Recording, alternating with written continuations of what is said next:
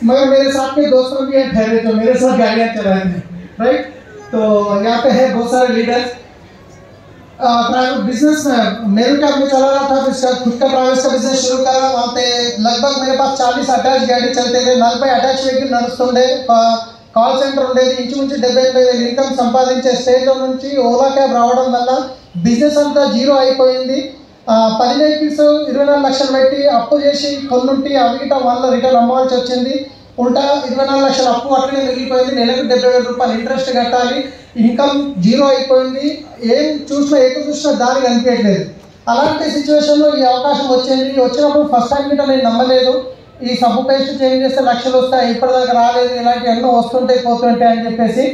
కానీ ఆ ప్రోడక్ట్ తీసుకున్న నాకు ఎవరైతే జాయిన్ చేసో అరుణ మేడం, వాళ్ళ దగ్గర నేను డ్రైవర్గా పనిచేస్తున్నా కాబట్టి నో అనలేక ఫ్రీ జాయినింగ్ కదా అని చెప్పి జాయిన్ అయినా। బల్మీ చేస్తున్న నీమ్ సోప్ నైట్ క్రీమ్ తీసుకున్నా, అది వాడినాక బాగున్నాయి అంటే ఏడో మళ్ళీ బిజినెస్ చేయమంటుంది అని ఫోన్ చేసి చెప్పలేదు, మళ్ళీ బాగున్నాయి అంటే చలో బిజినెస్ అంటారు। కానీ 2 రోజుల తర్వాత మళ్ళీ మా గ్రేట్ అప్లైన్ కుల్కర్ణి సార్ తీసుకొని టోల్జోకి వెళ్తున్నాం సరే, ఒకసారి మీ ఇంటికి వస్తామంటే రమ్మన్నాను, వచ్చారు చెప్పారు। సరే డబ్బులు పెట్టేది లేదు, మనం మునిగేది లేదు, ఎవరిని ముంచేది లేదు, ఈడ కాకుండా ఏడైనా తేవాల్సిందే, పనులు దోమాల్సిందే, స్నానం చేయాల్సిందే, ఇంత అర్థమైంది। ప్రోడక్ట్ తెచ్చుకున్నా। ఆడ టానిక్గా పోయినప్పుడు చాలామంది లైన్లో నిలబడి ప్రోడక్ట్ తీసుకుంటున్నారు। అప్పుడు అనిపించింది ఇంతమంది మంచిగా ప్రొఫెషనల్స్ చదువుకున్న వాళ్ళు, అప్పుడు మేమేమో టీషర్ట్లు జీన్ ప్యాంట్ వేసుకొని తిరుగుతుంటుంది, ఇంత మంచిగా ప్రొఫెషన్స్ వాళ్ళు చేస్తున్నాం, మనం కూడా చేయొచ్చు అని కొంచెం హోప్ వచ్చింది। అలాగే చిన్న చిన్న మీటింగ్లకు వెళ్తూ ఒక గోక్రౌండ్ మీటింగ్కి వెళ్ళి అక్కడ చూసిన తర్వాత నిజంగా బిజినెస్ ఒక పొటెన్షియల్ అర్థమైంది। అప్పుడు నాకు అనిపించింది బిజినెస్ నా గురించే ఉంది, ఎందుకంటే నాకు ఇంత అప్పు ఉంది, ఇంత కట్టాలి, ఎట్లైనా చేయాలని చెప్పి డిసైడ్ అయినా।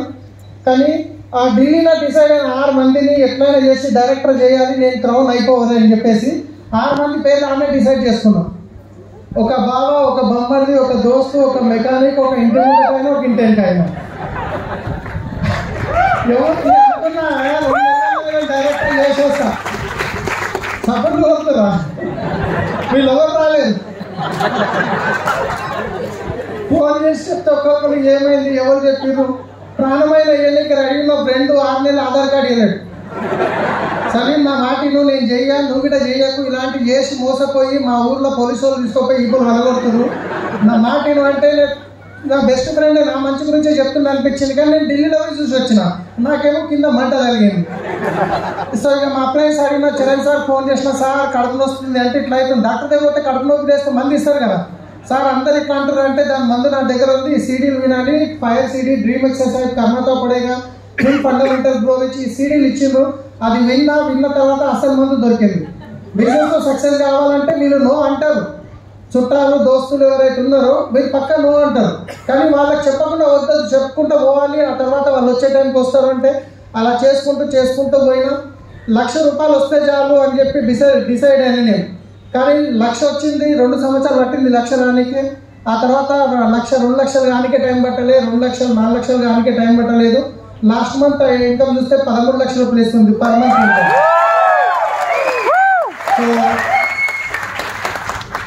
అప్పులు చేసి చాలా మంది తెలిసిన వాళ్ళు చుట్టాలల్లో దోస్తులలో అనుకోరు, వీడు పెయినిండి అప్పులేరు నాయన, వీడు అప్పులాడు అయిపోయిండు, వీడు వేస్ట్, ఇల్లు అమ్ముకున్నాడు, బంగారం పోయింది, బండ్లు పోయినాయి, అన్ని సత్రాలు అయిపోయిందని ఎంతోమంది ఎగతాలు చేశారు। కానీ ఈరోజు అన్ని రిటర్న్ వచ్చిన పోయిన బంగారంకి రెట్టింపు తీసుకున్నాము। ఆఫీస్ పేటలో 72 గజాలు ఇల్లు ఉంటే అమ్ముకున్నాము, దానికి 1,50,00,000 పెట్టి ఇల్లు తీసుకున్నాము, 20 రోజుల్లో రెడీ అవుతుంది।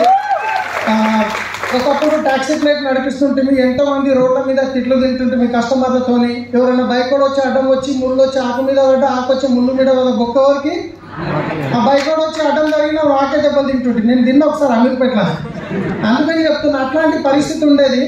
ఏదన్నా హోటల్ కాడికి ఎయిర్పోర్ట్లో కస్టమర్ ఎక్కితే ఆయన బాబు తినడానికి ఫుడ్ ఏడా ఫేమస్ అంటే ప్యారడైజ్ అని చెప్పి దొరకపోతుంది, ఆడ తీసుకోపోయి ఆడ దించగానే ఆడ ఒకటి కట్టబట్టుకుంటూ అడిగి ఉంటుండే, తీరాబాయి బండిది అని కొడుతుండే, ట్యాక్సీ ప్లేట్ మాకు అట్లా వాల్యూ ఉంటుండే అనమాట।